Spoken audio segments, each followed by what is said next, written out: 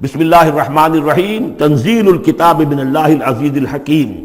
اگلی صورت شروع ہوگی تنزیل الکتاب من اللہ العزیز العلیم، صرف اتنا فرق ہوگا۔ یہ دونوں صورتیں جوڑے کی ہیں، آپس میں جوڑا ہے۔ حکیم اور علیم کا فرق ہے صرف۔ تنزیل الکتاب من اللہ العزیز الحکیم، تنزیل الکتاب من اللہ العزیز العلیم۔ اور یہاں حامیم نہیں ہے، وہاں سے حامیم شروع ہو جائے گا۔ جیسے سورۃ الفرقان بغیر حروف مقطعات کے ہے، باقی ساتوں صورتیں جو تھیں وہ ہم گن چکے ہیں، وہ حروف مقطعات سے۔ اس کتاب کا اتارا جانا ہے اس اللہ کی طرف سے جو العزیز ہے، زبردست ہے، اور الحکیم ہے، کمال حکمت والا۔ انا انزلنا الیک الکتاب بالحق، اے محمد ہم نے آپ پر یہ کتاب اتاری ہے حق کے ساتھ۔ فاعبد اللہ مخلصا لہ الدین، بس بندگی کرو اللہ کی، اس کے لیے اپنی اطاعت کو خالص کرتے۔ بندگی ہو رہی ہے، نمازیں پڑھی جا رہی ہیں، عمرے ہو رہے ہیں، حج ہو رہے ہیں، یہ ہو رہا ہے، وہ ہو رہا ہے، اور طاغوت کی اطاعت بھی ہو رہی ہے، حرام خوری بھی ہو رہی ہے، جو کچھ سارا کچھ چل رہا ہے ہماری زندگیوں کے اندر، سودی لین دین بھی ہو رہا ہے، وہ سب کیا ہے؟ یہ تو خالص بندگی تو نہ ہوئی اللہ کی، یہ تو بڑی پالیوٹڈ ہے، اس کے اندر تو بڑی بڑی گندگیاں شامل ہیں۔ فاعبد اللہ مخلصا لہ الدین، اس کے لیے اپنی اطاعت کو خالص کرتے ہو۔ الا للہ الدین الخالص، آگاہ ہو جاؤ، اللہ کے ہاں قبول ہے صرف وہ اطاعت جو خالص ہو۔ کچھ آدھی اللہ کی آدھی کسی اور کی، دفع کرو، وہ آدھی یہ بھی اسی کو دے دو۔ اللہ بہت غیور ہے، وہ قبول نہیں کرتا۔ میرا بننا ہے تو پورے میرے بنو۔ یا ایھا الذین آمنوا ادخلوا فی السلم کافہ، اسلام میں داخل ہونا پورے کے پورے آنا پڑے گا۔ اور اگر تم نے یہ کیا، افتؤمنون ببعض الکتاب وتکفرون ببعض، ہماری کتاب کے ایک حصوں کو مانا، ہماری شریعت کے بعض احکام کو مانا اور بعض کو ٹھکرا دیا، پاؤں تلے رون دیا۔ فما جزاء من يفعل ذلك منكم الا خزي في الحیاۃ الدنیا ویوم القیامۃ يردون الى اشد العذاب۔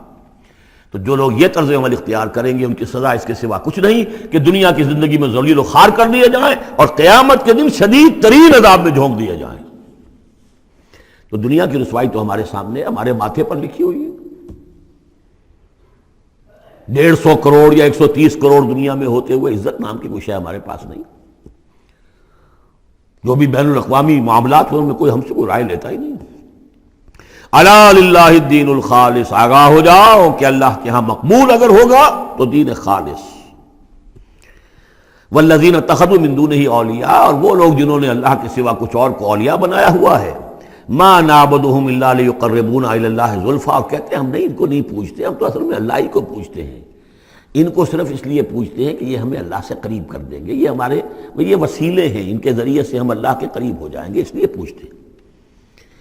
ان اللہ یحکم بینہم فیما ہم فیہ یختلفون، یقیناً اللہ تعالیٰ فیصلہ کر دے گا ان کے مابین ان تمام چیزوں میں جن میں یہ اختلاف کر رہے ہیں۔ ان اللہ لا یہدی من ہوا کاذب کفار، اللہ تعالیٰ ہرگز ہدایت نہیں دیتا ان کو جو جھوٹے ہوں اور ناشکرے ہوں، کفار۔ لو اراد اللہ ان یتخذ ولدا لاصطفیٰ مما یخلق ما یشاء سبحانہ، اگر اللہ کا واقعی ارادہ ہوتا کہ وہ کسی کو اولاد بنائے تو ٹھیک ہے، اپنے جو مخلوق ہے ان میں سے جس کو چاہتا چن لیتا، اس لیے کہ اس کے ہاں اولاد کا تو تصور نہیں ہے، اس کی اولاد کوئی ہے ہی نہیں، ایک خالق ہے، باقی سب مخلوق ہیں، تو فرشتے بھی مخلوق ہیں، تو اللہ کو ضرورت کیا پڑی ہے کسی کو اپنا بیٹا بنانے کی یا بیٹی بنانے کی؟ سبحانہ، وہ پاک ہے، هو اللہ الواحد القہار، وہ تو اللہ ہے، اکیلا ہے، قہار ہے، اور خود چھایا ہوا ہے کل کائنات کے اوپر، کل تخلیق، کل مخلوقات کے اوپر اس کی حکومت قائم ہے۔ خلق السماوات والارض بالحق، اللہ نے پیدا کیا ہے آسمانوں اور زمین کو حق کے ساتھ، یعنی بامقصد ہے، نتیجہ خیز تخلیق ہے، یہ بے نتیجہ کا کار عبث اور باطل نہیں ہے۔ یکور اللیل علی النہار، وہ رات کو لپیٹ دیتا ہے دن پر، ویکور النہار علی اللیل، اور دن کو لپیٹ دیتا ہے رات پر۔ اب یہ جو ہے کہیں یولج اللیل فی النہار آتا ہے، کہیں یکور آ رہا ہے، تو یہ مختلف جو الفاظ ہیں، تعبیرات ہیں، لیکن مقصد کیا ہے کہ یہ دن اور رات ہے تو نہیں ہے۔ آپ کو معلوم ہے کہ پورا نظام جو چل رہا ہے اسی کے حوالے سے ہے، پورا عالم نباتات کا جو ریسپیریشن کا نظام ہے وہ اسی کے ساتھ متعلق ہے، لہذا یہاں کوئی شے بھی بے مقصد نہیں ہے۔ جب کوئی شے بے مقصد نہیں ہے تو انسان کیسے بے مقصد ہو سکتا ہے؟ کس لیے اس کو پیدا کیا؟ حدیث میں جیسا کہ آیا کہ انما الدنیا خلقت لکم وانتم خلقتم للآخرہ، دنیا تمہارے لیے بنائی گئی لیکن تم آخرت کے لیے بنائے گئے ہو۔ جب تک کہ آخرت کا تصور نہ ہو پھر انسان کا، اور خاص طور پر انسان میں جو اخلاقی حص ہے، ایک مورل سینس ہے اس کے اندر، کچھ چیزیں اچھی ہیں کچھ بری ہیں، اس کا احساس ہے اس کے اپنے اندر، تو اس کا کوئی نتیجہ کہاں آخر نکل رہا ہے دنیا میں؟ اس کے لیے دوسری زندگی اور بعد سے بعد الموت لازمی ہے۔ وَسَخَّرَ الشَّمْسَ وَالْقَمَرَ، اور اس نے مسخر کر دیا سورج کو بھی اور چاند کو بھی، كُلٌّ يَجْرِي لِأَجَلٍ مُّسَمًّى، یہ سب کے سب چل رہے ہیں ایک وقت معین تک کے لیے۔ الا هو العزیز الغفار، آگاہ ہو جاؤ وہ زبردست ہے اور بخشنے والا ہے۔ خلقکم من نفس واحدۃ ثم جعل منها زوجها، اس نے بنایا ہے تمہیں ایک ہی جان سے، ایک ہی جی سے۔ اب اس کو جو لوگ ایولیوشن کو مانتے ہیں یا سمجھتے ہیں کہ قرآن مجید کے ساتھ اس کے بعض اجزاء کی مطابقت ہے، وہ تعبیر کرتے ہیں کہ ایک ہی، یعنی ابتدا میں جو حیوانات پیدا کیے گئے ہیں، جو لوور اینیملز ہیں بالکل شروع میں، ان میں سیکس نہیں تھا، جیسے کہ امیبا ہے وہ بس دو حصوں میں تقسیم ہو گیا، یہی اس کی اولاد ہو گئی، وہ جو باپ کہہ لیں ماں کہہ لیں وہ ایک ہی ہے۔ اس کے بعد ایسے بھی پیدا ہوئے کہ جن میں ایک ہی جانور میں دونوں سیکس ہیں۔ یہ جو راؤنڈ ورم ہوتا ہے، راؤنڈ ورم جو برسات میں جو نکل آتے ہیں بہت لمبے لمبے سے کیڑے، یہ ہرمافرڈائٹ ہیں، ان کے اندر میل اور فیمیل آرگنز دونوں ایک کے اندر موجود ہوتے ہیں۔ تو اس طریقے سے رفتہ رفتہ پھر ڈفرینسیشن ہوئی، میل علیحدہ ہو گیا، فیمیل علیحدہ ہو گئے۔ خلقکم من نفس واحدۃ ثم جعل منها زوجها، اسی جان سے اس کا جوڑا بنایا۔ وانزل لکم من الانعام ثمانیۃ ازواج، اور تمہارے لیے 8 جوڑے اتار دیے تمہارے مویشیوں میں سے۔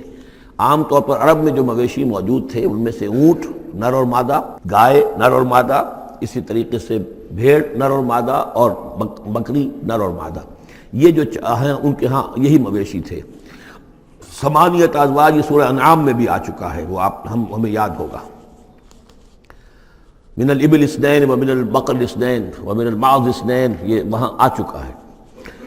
یخلقکم فی بطون امہاتکم، اور وہ تمہیں پیدا کرتا ہے تمہاری ماؤں کے پیٹوں میں، خلقاً بعد خلق، ایک خلق کے بعد دوسری خلق، تخلیق کے بعد مراحل ہیں اس کے، نطفہ ہے، علقہ ہے، مضغہ ہے، مخلقہ اور غیر مخلقہ، پھر اس کو جو، اور پھر خلقاً آخر، ایک اور ہی تخلیق ہے۔ اس پہ میں عرض کر چکا ہوں کہ اس موضوع پر ضربہ سلام جو ہے قرآن مجید کا، وہ سورہ مومنون کا پہلا رکوع ہے۔ فی ظلمات ثلاث، یہ ذکر یہاں آیا ہے، 3 پردوں کے اندر تخلیق ہو رہی ہے۔ یعنی ایک پردہ یہ پیٹ کی دیوار ہے، جو مردوں کی بھی دیوار ہے، یہ پیٹ کی ایبڈومینل وال ہے۔ دوسرا پردہ پھر جو یوٹرس ہے، رحم ہے ماں کا، اس کی موٹی دیوار ہے۔ تیسری وہ جھلی ہے جس میں کہ وہ بچہ جو ہے جنین لپٹا ہوا ہوتا ہے۔ اب دیکھیے یہ بھی ظاہر بات ہے، اس وقت جو ہے جینیٹکس بھی نہیں پڑھائے گئے تھے، نہ یہ پڑھائی گئی تھی ایمبریولوجی، کچھ بھی نہیں تھا، لیکن فی ظلمات ثلاث، یہی وجہ ہے جو میں نے آپ کو بار بار بتایا ہے کہ کیتھل مور جو کہ ایمبریولوجی پر اس وقت دنیا کی سب سے بڑی اتھارٹی سمجھا جاتا ہے، اس نے مانا ہے کہ قرآن مجید میں جس طریقے سے یہ بیان ہوا ہے واقعتاً حیران کن ہے۔ تو 3 پردوں کے اندر اللہ جیسا چاہتا ہے بنا رہا ہے، اس کا منہ قلم تو اللہ ہی کا نا، شکل بنا رہا ہے اس کی جو بھی کر رہا ہے، اب ہم اس کو تشبیہ تو نہیں دے سکتے، لیکن اللہ بنا رہا ہے۔ یخلقکم فی بطون امہاتکم، وہ بناتا ہے، تخلیق کرتا ہے تمہاری ماؤں کے پیٹوں میں، خلقاً بعد خلقین، ایک طرح سے دوسری طرح، ایک درجے کے بعد دوسرا درجہ، فی ظلمات ثلاث، 3 اندھیروں میں۔ ذالکم اللہ ربکم، وہ ہے اللہ تمہارا رب، لہ الملک، بادشاہی بھی اسی کی ہے، لا الہ الا هو فانا تصرفون، اس کے سوا کوئی معبود نہیں ہے، تو کدھر پھرائے جا رہے ہو۔ ان تکفروا فإن اللہ غنی عنکم، اگر تم کفران نعمت کرتے ہو، کفر کرتے ہو، تو اللہ غنی ہے، اسے تمہاری کوئی ضرورت نہیں ہے، احتیاج نہیں ہے، یہ نہ سمجھو کہ اس کی سلطنت میں کوئی کمی آ جائے گی۔ ولا یرضی لعبادہ الکفر، لیکن وہ اپنے بندوں سے کفر پر راضی نہیں ہے، اختیار تو اس نے دیا ہے، اما شاکرا و اما کفورا، چاہو تو شکر گزار بندے بنو، چاہو کفران نعمت کے روش اختیار کر لو، چوائس از یورس، لیکن یہ جان لو اللہ راضی نہیں ہے کفر پر، راضی وہ ہوتا ہے وَإِن تَشْكُرُوا يَرْضَهُ لَكُمْ، اگر تم اس کا شکر کرو، اس کی تعریف کرو، اس کی بندگی کرو، پھر وہ تم سے راضی ہوگا۔ وَلَا تَزِرُ وَازِرَةٌ وِزْرَ أُخْرَىٰ، اور نہیں اٹھائے گی کوئی اٹھانے والی جان کسی دوسری جان کے بوجھ کو۔ ثُمَّ إِلَىٰ رَبِّكُمْ مَرْجِعُكُمْ، پھر تمہارا لوٹنا ہے اب تمہارے رب ہی کی طرف، فَيُنَبِّئُكُمْ بِمَا كُنتُمْ تَعْمَلُونَ، پھر وہ تمہیں بتا دے گا، متنبع کر دے گا جو کچھ کہ تم کرتے رہے تھے۔ انہ علیم بذات الصدور، یقیناً وہ جاننے والا ہے سینوں کے اندر چھپی ہوئی باتوں کا بھی، جو راز ہیں تمہارے سینوں میں۔ وَإِذَا مَسَّ الْإِنسَانَ ضُرٌّ دَعَا رَبَّهُ مُنِيبًا إِلَيْهِ، اور جب انسان کو کوئی تکلیف پہنچتی ہے وہ اپنے رب کو پکارتا ہے، دعائیں کرتا ہے اس کی طرف رجوع کرتے ہوئے۔ ثم اذا خوله نعمتا منه، اور جب اللہ تعالیٰ اس کو اڑا دیتا ہے، اس کے گرد اپنی نعمت کا خول لے آتا ہے، خوله اسے لپیٹ لیتا ہے اپنی نعمت میں، نسی ما کان یدعو الیہ من قبل، تو جو پہلے وہ جس چیز کے لیے اللہ سے دعائیں کر رہا تھا سب بھول جاتا ہے۔ وجعل للہ اندادا، اور اس سے بھی بڑھ کر جو کرتا ہے شرارت وہ یہ ہے کہ اللہ کے مدے مقابل ٹھہرا لیتا ہے، لیضل عن سبیلہ، تاکہ بہکائے لوگوں کو اس کے راستے سے۔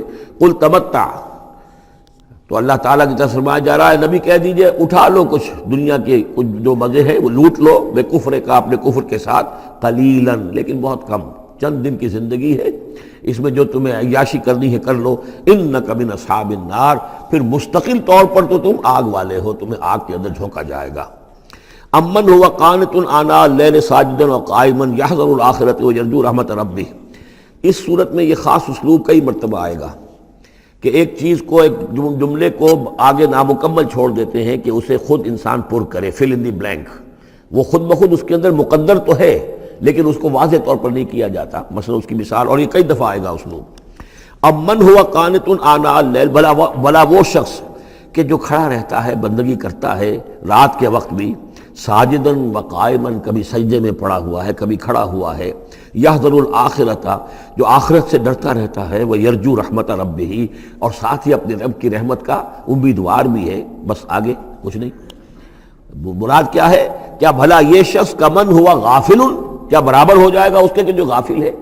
بھلا وہ شخص جس کی کیفیت یہ ہے کہ وہ فرما بردار ہے، راتوں کے اوقات میں بھی، سجدے میں بھی، اور کھڑے ہو کر بھی اللہ کی بندگی کرتا ہے، آخرت کا خوف اس کے دل میں ہے، لیکن اپنے رب کی رحمت کی امید بھی ہے۔ کمن ہوا غافل، کیا وہ شخص برابر ہو جائے گا اس کے کہ جو غافل ہے؟ قل، کہہ دیجئے حل یستوی الذین یعلمون والذین یعلمون، کیا برابر ہو سکتے ہیں وہ لوگ کہ جو علم رکھتے ہیں اور وہ کہ جو نہیں رکھتے؟ انما یذکر اولو الالباب، حقیقی نصیحت اور سبق تو حاصل وہی کرتے ہیں کہ جو عقل مند لوگ ہیں۔ قل یا عبادی الذین آمنوا، دیکھیے پھر آگے آئیے، سیدھا یا ایھا الذین آمنوا نہیں ہے، یہ مکی صورتیں ہیں۔ قل یا عبادی الذین آمنوا، کہہ دیجئے اے نبی، اے میرے وہ بندو جو مجھ پر ایمان لائے ہو، اتقوا ربکم، اپنے رب کا تقوی اختیار کرو، جن چیزوں سے اس نے روک دیا رک جاؤ، اور تمہارے اندر اس کی رضا جوئی رہنی چاہیے۔ للذین احسنوا فی ہذہ الدنیا حسنہ، جو لوگ نیکی کی راہ پر روش اختیار کریں گے، احسان کی روش اختیار کریں گے، ان کے لیے اس دنیا میں بھی بھلائی ہے۔ وَأَرْضُ اللَّهِ وَاسِعَةٌ، اور زمین اللہ کی بڑی وسیع ہے، اگر یہاں رہتے ہوئے تمہارے لیے توحید پر کاربند رہنا ممکن نہیں ہے تو ہجرت کرو۔ انما یوفی الصابرون اجرہم بغیر حساب، یقیناً صابروں کو، صبر کرنے والوں کو ان کا اجر پورا پورا دے دیا جائے گا۔ یوفا بھی ہے، پورا دے دیا جائے گا، پھر بغیر حساب بھی، اس کا مطلب ہے مزید فضل جو ہوگا وہ بغیر حساب ہوگا، اس میں کسی حساب کا سوال نہیں۔ قل انی امرت، اب دیکھیے پھر وہ جو شروع کا مضمون تھا یہ اس صورت کا عمود ہے، کس طرح بار بار آئے گا اب۔ قل انی امرت ان اعبد اللہ مخلصا لہ الدین، کہہ دیجئے اے نبی مجھے حکم ہوا ہے کہ میں اللہ کی بندگی کروں، اس کے لیے اپنی اطاعت کو خالص کرتے ہوں۔ یہاں میں چاہتا ہوں تھوڑی سی وضاحت کر دوں۔ دیکھیے عبادت کے آپ یوں سمجھیے کہ ایک عبادت کا ظاہر ہے اور ایک عبادت کی اصل حقیقت ہے، پھر یہ کہ ایک اس حقیقت میں بھی ایک روح ہے اور ایک اس کا جسد ہے، ایک اس کے رسومات ہیں۔ رسم کہتے ہیں کسی شے کی ظاہری شکل۔ عبادت کی رسم جس کو مراسم عبادت کہتے ہیں، یہ مراسم عبودیت کیا ہیں؟ جس کی آپ عبادت کرتے ہیں، اس کے سامنے جھکتے ہیں، اس کے سامنے ادب کے ساتھ کھڑے رہتے ہیں، اس کے کچھ حمد کے ترانے گاتے ہیں، اس کے سامنے سجدہ کرتے ہیں، ان کو ہم کہیں گے مراسم عبودیت۔ رسم کہتے ہیں کسی چیز کی ظاہری شکل، یہ حروف ہے اور یہ رسم جو ہے رسم الخط، اسی طرح یہ قرآن اور یہ اس کا رسم عثمانی ہے، اس کا لکھا ہوا جانا جیسے کہ یہ رسم ظاہر ہے۔ تو ایک تو یہ چیزیں ہیں عبادت جسے دنیا میں سمجھا جاتا ہے عبادت، یہ مراسم عبودیت ہے۔ اصل عبادت جو ہے اس کا بھی ایک جسد ہے اور ایک روح ہے۔ جسد کیا ہے؟ اطاعت، جس کی عبادت ہے کلی اطاعت، ہم عطن اطاعت، ہم وقت اطاعت، غلامی، عبد کے معنی ہے غلام، چنانچہ یہ دو لفظ دو دفعہ ہم پڑھ چکے ہیں کہ فرعون نے کہا تھا بنی اسرائیل کے بارے میں قومہما لنا عابدون، یہ جو ہارون اور موسیٰ کی قوم ہے وہ تو ہماری غلام قوم ہے. اور ظاہر بات ہے وہ پرستش نہیں کرتے تھے، وہ قبطیوں کو پوجتے نہیں تھے، وہ ان کی نماز نہیں پڑھتے تھے، وہ ان کو سجدہ نہیں کرتے تھے معاذ اللہ. لیکن غلامی جو ہے اصل شے، اطاعت یہ تو اصل جسم ہے، اصل عبادت کا جو ہے جسم جسد جو ہے وہ ہے اطاعت. لیکن جو چیز اس اطاعت کو غلامی سے آگے بڑھ کر عبادت بنا دیتی ہے وہ اس کی روح ہے، روح محبت. جس ہستی کی اطاعت محبت کے ساتھ کی جائے گی وہ عبادت ہو جائے گی. ایک جبراً اطاعت کی جا رہی ہے. اب جیسے کہ انگریز کی ہم اطاعت کرنے پر مجبور تھے، ہم اطاعت کر رہے تھے، عبادت نہیں کر رہے تھے لیکن اطاعت کر رہے تھے. لیکن کسی کی محبت کے جذبے سے سرشار ہو کر اطاعت کی جائے گی تو وہ عبادت بن جائے گی. تو اللہ کی عبادت کے لیے جو بھی ڈیفینیشن اس کی امام ابن تیمیہ اور حافظ ابن قیم استاد اور شاگرد دونوں کی ہے وہ یہ ہے کہ اس کے دو اجزاء ہیں. العبادت تجمع اصلین، غایت الحب مع غایت الذل والخضوع، کہ دو چیزوں کو جمع کرنے سے اللہ کی عبادت جو ہے وجود میں آتی ہے. حد درجے کی محبت اللہ کے ساتھ اور حد درجے میں اللہ کے سامنے اپنے آپ کو بچھا دینا، مطیع اور منقاد ہو جانا. اچھا یہ تو ہے اصل عبادت. لیکن اس کے لیے جو رسم ہے وہ کیا ہے؟ کبھی کبھی کھڑے ہو کر کبھی سلیوٹ کر لینا ہے، کبھی ہاتھ جوڑ دینا ہے. اب ہندوؤں کے ہاں ہاتھ جوڑنا ہے، یہ ان کے ہاں کی رسم ہے. قنوت ہے، ہمارے ہاں قنوت ہے، ادب کے ساتھ کھڑے ہونا ہے. کہیں جو جھک جانا ہے، رکوع کرنا ہے، کہیں سجدہ کرنا ہے. حمد کے ترانے جو ہے پڑھ رہے ہیں، تسبیح کر رہے ہیں، یہ اس کی مراسم عبودیت ہے. عبادت اصل کیا ہے؟ اطاعت کلی، اللہ کی محبت سے سرشار ہو کر. تو اس صورت کا جو عمود ہے وہ یہ ہے کہ اللہ کی عبادت کرو اس کے لیے اپنی اطاعت کو خالص کرتے ہوئے. اطاعت میں آپ نے کسی اور کو شامل کر دیا انڈیپینڈنٹ آف ہم، اللہ کی اطاعت سے آزاد مستقل بذات اطاعت، یہ شرک ہے. اور وہ اطاعت اللہ کو قبول نہیں. وہ منہ پر دے مارے گا یہ مجھے 25% اطاعت نہیں چاہیے آپ کی، آپ لیجئے اپنے سر پاس رکھیے، مجھے تو چاہیے 100%. ادخلوا فی السلم کافہ. اور ہم سمجھتے ہیں کہ ہم 5-10% بھی ٹرخا لیں گے اللہ تعالیٰ کو تب بھی ہمیں جنت وہ دے ہی دے گا. یہی ہے اصل میں ہمارا جو سارے سوچ کا فطور ہے. یہ کل زندگی اور کل بندگی جو ہے اس کا تصور ذہنوں سے نکل چکا ہے. یہ تصور ہے جو اس صورت سے اب اس کی جڑ پڑ رہی ہے، اور یہ در حقیقت کلائمیکس کو پہنچے گا چوتھی صورت میں جا کر سورہ شورى میں.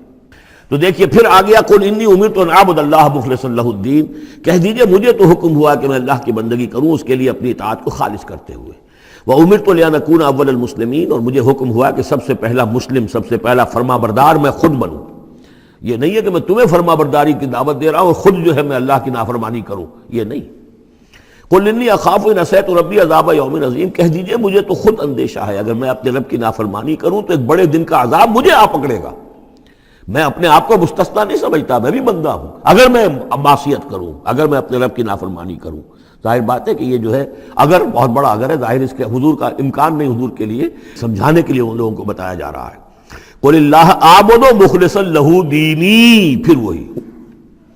حالانکہ دیکھیے ایک بات ہے کہ ایک ہی اسلوب کو بار بار تکرار سے لانا عام ہماری دنیا میں جو ہماری نگارش کے اور جو بھی یعنی تصنیف و تعریف کے اصول ہیں اس کو عیب سمجھا جاتا ہے کہ یہ تو تصنیف و تعریف کا عیب ہے، ایک ہی اسلوب کو آپ تکرار میں لا رہے ہیں. یہ تو کمال اللہ کا ہے فصاحت و بلاغت کا کہ وہ لا رہا ہے اس کو بار بار، اور پھر کوئی بھاری نہیں گزرتا بلکہ یہ کہ اس کے اندر اس کے اور حسن بڑھ رہا ہے. لیکن یہ کہ اس تکرار سے جو ایمفیسس ہے اس کو سمجھیے کہ یہ اسلوب بار بار کیوں آ رہا ہے. پہلی آیت یہ تھی تنزیل الکتاب من اللہ العزیز الحکیم انا انزلنا الیک الکتاب بالحق فاعبد اللہ مخلصا لہ الدین الا للہ الدین الخالص. اور اس کے بعد اب آپ نے یہاں دیکھا آیت نمبر 11 قل انی امرت ان اعبد اللہ مخلصا لہ الدین، اور پھر آیت نمبر 14 قل اللہ اعبد مخلصا لہ الدین، کہہ دیجئے میں تو اللہ ہی کی بندگی کرتا ہوں اس کے لیے اپنی اطاعت کو خالص کرتے ہوئے. فاعبدوا ما شئتم من دونہ، تو اس کے سوا تم جس کو چاہو پوجو، تمہاری مرضی ہے. قل ان الخاسرین الذین خسروا انفسهم، کہہ دیجئے کہ اصل میں تو گھاٹے میں اور نقصان میں اور بربادی میں تو وہی ہوں گے جنہوں نے اپنے آپ کو واہلیہم اور اپنے گھر والوں کو، اپنے اہل و عیال کو خسارے میں ڈالا یوم القیامہ، قیامت کے دن. یہاں تو حلوے مانڈے کھلائے، پراٹھے انڈوں کے ناشتے کرائے، لیکن جھونک رہے انہیں جہنم کے اندر. تو تم ان کے ساتھ خیر خائی کر رہے ہو یا بدخائی کر رہے ہو؟ خود بھی سارے سیدھے جا رہے ہو جہنم کے اندر اور لے کر جا رہے ہو اہل و عیال کو جہنم کے اندر حرام خوری کر کے. تو یہ ان کی محبت ہے یا ان کی دشمنی ہے؟ قل ان الخاسرین الذین خسروا انفسهم واہلیہم یوم القیامہ.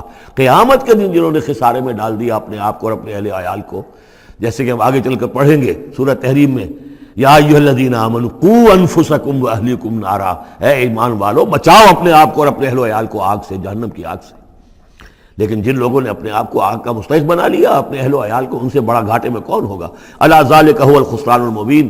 آگاہ ہو جاؤ، یہ تو کھلی گمراہی ہے اور کھلا گھاٹا ہے اور نقصان ہے. لہم من فوقہم ظلل من النار، ان کے لیے ہوں گے ان کے اوپر سے بھی بادل ہوں گے تہ بر تہ، ظلل آگ کے، ومن تحتہم ظلل، اور ان کے نیچے بھی آگ کے بھبکے ہوں گے اور وہ بھی تہ پر تہ ہوں گے. ذالک یخوف اللہ بہ عبادہ، یہ ہے وہ شے کہ جس سے اللہ ڈرا رہا ہے اپنے بندوں کو. یا عباد فاتقون، اے میرے بندو پس ڈرو، بچو، اس آگ سے اپنے آپ کو بچانے کی کوشش کرو. والذین اجتنبوا الطاغوت ان یعبدوها، اور وہ لوگ کہ جنہوں نے طاغوت کا انکار کیا، ان سے کنارہ کشی کر لی، ان کی بندگی نہیں کی. اور یہ طاغوت کا سورہ بقرہ سے پڑھتے ہوئے ہم آ رہے ہیں، فمن یکفر بالطاغوت ویؤمن باللہ فقد استمسک بالعروۃ الوثقی. جو بھی اللہ کی اطاعت سے سرتابی کر رہا ہے وہ طاغوت ہے. طغا کسے کہتے ہیں؟ طغیانی. دریا اپنی حد میں بہ رہا ہے، کیا خوبصورت منظر ہے، اور وہ حد سے باہر نکلا، طغیانی آ گئی. یہ انسان اللہ کی بندگی کی حد میں رہے، بہت اچھا ہے، اللہ کا خلیفہ ہے، اشرف المخلوقات ہے، اور بڑھ گیا آگے اور اللہ کی حدود کے اندر داخل ہو گیا، اپنے نفس کو بنا لیا مطاع یا کسی اور کو بنا لیا مطاع، خود حاکم بن بیٹھا یا کسی اور کی حاکمیت کا قائل ہو گیا اللہ سے آزاد ہو کر. تباہی ہے، بربادی، وہ طاغوت ہے. تو جن لوگوں نے بھی کنارہ کشی کر لی اس سے کہ وہ طاغوت کی بندگی کریں، وَأَنَابُوا إِلَى اللَّهِ، اور انہوں نے رخ کر لیا اپنا اللہ کی طرف، رجوع کر لیا، لَهُمُ الْبُشْرَى، ان کے لیے بشارت ہے. فَبَشِّرْ عِبَادِ، تو اے نبی میرے ایسے بندوں کو بشارت دے دیجئے. اللہم ربنا اجعلنا منہم. یہ جو اب اگلی آیت آ رہی اس کو غور سے سنیے. فَبَشِّرْ عِبَادِ الَّذِينَ يَسْتَمِعُونَ الْقَوْلَ فَيَتَّبِعُونَ أَحْسَنَهُ، جو لوگ کے کلام سنتے ہیں، بات سنتے ہیں، اور پھر جو اس کا بہترین رخ ہوتا ہے، بہترین پہلو ہوتا ہے، اس کی پیروی کرتے ہیں. یعنی یہ کہ دین جس کی طرف کہ اللہ تعالیٰ تمہیں بلا رہا، اس کے بھی درجے ہیں. ایک درجہ ہے صرف اسلام کا، ایک اس سے اونچا درجہ ہے ایمان، ایک سب سے اونچا درجہ ہے احسان. واللہ یحب المحسنین. تو اچھے سے اچھے درجے کی طرف جانے کی کوشش کرو. ہمارا معاملہ کیا ہے؟ دنیا میں تو ہم سمجھتے ہیں کہ اچھی سے اچھی، بہتر سے بہتر ہے، جستجو کہ خوب سے ہے خوب تر کہاں. اور دین میں ہم کہتے ہیں ذرا اور کم پر بھی گزارا ہو جائے، کہیں اور تھوڑی رعایت کر کے پیچھے چلے جائیں، پاس ہو جائیں کسی طرح، کم سے کم کے لیے. یہ ہے در حقیقت جو کہ برعکس روش ہونی چاہیے. فَيَتَّبِعُونَ أَحْسَنَهُ، عزیمت کا راستہ اختیار کرو، بہتر سے بہتر کے لیے. ایم ہائی، دین کے معاملے میں بھی اپنا ارادہ جو رکھو وہ اونچا رکھو. تو یستمعون القول، جو بات سنتے ہیں، فیتبعون احسنہ، جو اس کی احسن ترین پھر اس کے اندر جو پہلو ہے اس کا اتباع کرتے ہیں. اولئک الذین ہداہم اللہ، یہ ہیں وہ لوگ جنہیں اللہ نے ہدایت دی ہے. واولئک هم اولو الالباب، اور یہی وہ لوگ ہیں کہ جو اولو الالباب ہیں، ہوش مند ہیں، عقل مند ہیں. افمن حق علیہ کلمۃ العذاب، اور یہاں پھر وہی آ گیا، بھلا وہ شخص کہ جو مستحق ہو چکا ہے، جس پر لاگو ہو چکی ہے عذاب کی بات، یعنی جو مستحق ہو گیا عذاب کا، اس کے بعد کیا پھر چھوڑ دیا گیا. کمن ہوا فی الجنہ، کیا وہ برابر ہو جائے گا اس شخص کے کہ جو جنت میں جانے والا ہے؟ یہ گویا کہ یہاں پر محذوف ہے. افانت تلقذ من فی النار، تو اے نبی کیا آپ اس کو نکال سکیں گے آگ سے؟ اس کے اوپر تو اللہ کی طرف سے وہ قانون عائد ہو گیا، دفعہ لگ چکی. جیسے آپ کہتے ہیں اس پر تو دفعہ 302 لگ گئی، تو جن لوگوں پر وہ دفعہ لگ چکی ہے اللہ تعالیٰ کی طرف سے کہ یہ لوگ اس مقام کو پہنچ گئے پوائنٹ آف نو ریٹرن کو، کہ اب ان کے دلوں پر مہر کر دی گئی، اب یہ ایمان نہیں لائیں گے، تو ان کو اے نبی آپ ان کو اب آگ سے نکال نہیں سکتے. لیکن الذین اتقوا ربہم، لیکن وہ لوگ کہ جو لوگ اللہ کا تقوی اختیار کریں گے، لہم غرف من فوقہا غرف مبنیہ، ان کے لیے تو بالا خانے ہوں گے، ان کے اوپر اور بالا خانے ہوں گے ایک دوسرے کے اوپر. اللہ تعالیٰ جنت کے اسکائی اسکریپرز دے گا، جیسے کہ آج آپ دیکھتے ہیں 102 منزلیں اور 110 منزلیں چلی جا رہی ہیں. تو غرف من فوقہا غرف، بالا خانے اور بالا خانوں پر بالا خانے، مبنیہ جو چنے ہوئے ہوں گے ایک دوسرے کے اوپر، تجری من تحت الانہار، ان کے دامن میں ندیاں بہتی ہوں گی۔ وعد اللہ، یہ اللہ کا وعدہ ہے جو ہو چکا، لا یخلف اللہ المیعاد، اللہ تعالیٰ اپنے وعدے کی خلاف ورزی نہیں کرتا۔ الم تر ان اللہ انزل من السماء ماء، کیا تم نے دیکھا نہیں کہ اللہ نے اتارا آسمان سے پانی، فسلکہ ینابیع فی الارض، پھر اس کو چلا دیا چشموں کی شکل میں زمین میں، ثم یخرج بہ زرعا، پھر انہی کے ذریعے سے نکالتا ہے، اس کے ذریعے سے نکالتا ہے وہ کھیتی کو، مختلف الوانہ، جس کے رنگ ہیں مختلف، ثم یہیج، پھر وہ کھیتی جو ہے تیار ہو جاتی ہے، بڑی اس کے شان و شوکت ہوتی ہے، فتراہ مصفرا، پھر دیکھتے ہو کہ وہ زردی مائل ہو گئی، ثم یجعلہ حطاما، پھر وہ کھیتی کٹ گئی اور اب یوں سمجھیے کہ وہاں خاک اڑ رہی ہے، یا یہ کہ توڑی کے کوئی تنکے کہیں کہیں پڑے ہوئے نظر آ جائیں گے، چورا ہو گئی۔ ان فی ذلک لذکر لأولی الالباب، اسی کے اندر ہے یاد دہانی اور سبق ہوش مند لوگوں کے لیے کہ یہی معاملہ تمہارا ہے۔ جب تم پیدا ہوتے ہو تو جیسے کھیتی نئی نئی اپجتی ہے تو کسان کتنا خوش ہوتا ہے، کسی کے یہاں بیٹا پیدا ہوا کتنی خوشی ہو رہی ہے، اس کی آمد کو جو ہے سیلیبریٹ کیا جا رہا ہے، پھر وہ جوانی کو پہنچتا ہے، پھر اس کے بالوں میں سفیدی آئی، اعصاب جو ہے اور جو قوا کمزور پڑے، اور پھر اس کے بعد وہ قبر میں اتار دیا گیا، مٹی ہو کر مٹی میں پھر مل گیا۔ تو یہ life cycle, human life cycle, بس یہ ہے کہ یہ 50 60 30 40 برس کا ہے، وہ چند مہینے کے اندر اندر سب کچھ ہو جاتا ہے، سائیکل وہی ہے، وہ بھی لائف ہے، یہ بھی لائف ہے۔ The plant life and animal life, biology کی یہ دو شاخیں ہیں، باٹنی ہے تو biology, life the science of life, اس کے دو حصے ہیں، باٹنی ہے، زوالوجی ہے، حیوانات کی لائف اور نباتات کی لائف۔ افمن شرح اللہ صدرہ، پھر وہی حذف کا موضوع کا اسلوب آ رہا ہے، افمن شرح اللہ صدرہ للاسلام فہو علی نور من ربہ، بھلا وہ شخص کہ جس کے سینے کو اللہ نے کھول دیا ہو اسلام کے لیے، اور وہ اپنے رب کی طرف سے نور پر ہے، اندرونی بصیرت اس سے حاصل ہے، اندر اس کا جگمگا رہا ہے اللہ کے ایمان کے ذریعے سے، اور جو بصیرت اللہ نے اسے عطا کر دی ہے۔ اب پھر آگے اس کو چھوڑ دیا گیا، کیا مطلب ہے؟ افمن شرح اللہ صدرہ للاسلام فہو علی نور من ربہ، جو اپنے رب کی طرف سے نور کے پر ہے، کمن ہوا فی الظلمات، کیا وہ اس شخص کے مانند ہو جائے گا جو اندھیروں میں بھٹک رہا ہے؟ لیکن نہیں، اس کو یہاں درج نہیں کیا۔ فویل للقاسیۃ قلوبہم، تو ہلاکت اور بربادی ہے ان لوگوں کی جن کے دل سخت ہو چکے ہیں من ذکر اللہ، اللہ کے ذکر سے، یعنی اتنے سخت ہو چکے ہیں کہ ان میں گداز ہی نہیں ہے، ان میں اللہ کے لیے کوئی شوق ہی نہیں ہے، اللہ کو یاد کرنے کا کوئی ذوق ہی نہیں ہے، ان کے دل سخت ہو چکے ہیں، ان کے لیے ہلاکت اور بربادی ہے۔ اولئک فی ضلال مبین، یقیناً یہ لوگ ہیں کھلی گمراہی میں بھٹکے ہوئے ہیں۔ اللہ نزل احسن الحدیث کتابا متشابہا، اللہ نے اتاری ہے بہترین حدیث۔ اصل میں ہمارے ہاں یہ لفظ حدیث جو ہے اس کے ایک ہی معنی لوگوں کو معلوم ہے، حدیث قرآن ہے، حدیث ہے، حدیث سے مراد ہے حدیث رسول صلی اللہ علیہ وسلم۔ قرآن مجید میں کہیں حدیث کا لفظ حدیث رسول کے لیے نہیں آیا، ویسے حدیث کا لفظ صحیح ہے، حدیث رسول ہے، وہ اس میں کوئی شک نہیں، لیکن ہمیں جاننا چاہیے قرآن کی اصطلاح کیا ہے۔ بہترین حدیث قرآن ہے، فَبِأَيِّ حَدِيثٍ بَعْدَهُ يُؤْمِنُونَ، اس قرآن کی جیسی حدیث کے آنے کے بعد اب اور کس چیز پر ایمان لائیں گے؟